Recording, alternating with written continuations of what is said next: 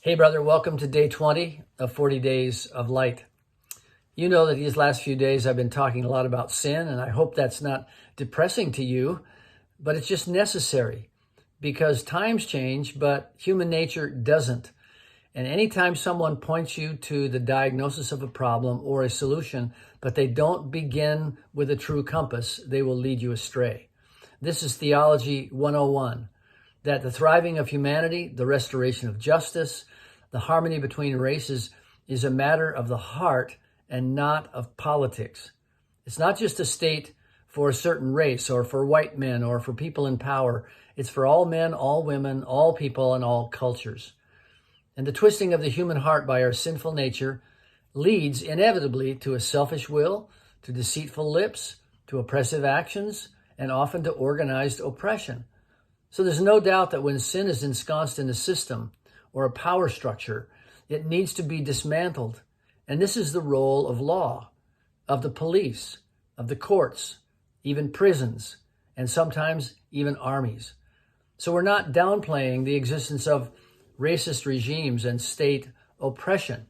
It can often be massive and unjust and outrageously corrupt. But here's the compass needle once again, Theology 101. It points not to one particular class or race or color or group that's responsible for this.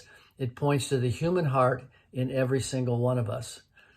It's a utopian fantasy, and that's what it is, a fantasy, that when you overthrow the entire current system, that you will end up with an overthrow and justice will reign if only our group can take over.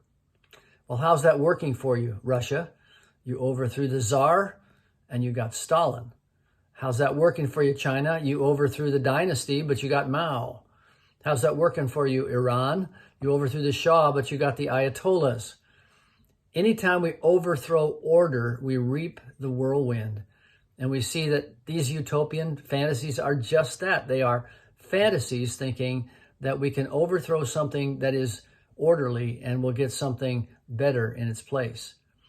Now, we're not defending former tyrants. We're simply saying that rebellion against tyranny, even when it's justified, if it's not replaced with a system of checks and balances that balance the core issue of the evil human heart, will end up with chaos. And the framers of our Constitution, whether they knew it or not, whether they were really genuinely believing the Bible or not, they knew the nature of the human heart. And they got this right. Not perfectly, but they got it right. Because Lord Acton in 1887 said these words that we often hear, that power tends to corrupt and absolute power corrupts absolutely.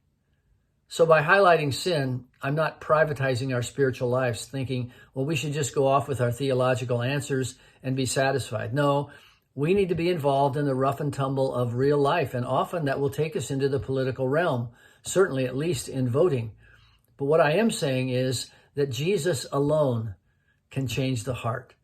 So be a growing disciple of our Lord.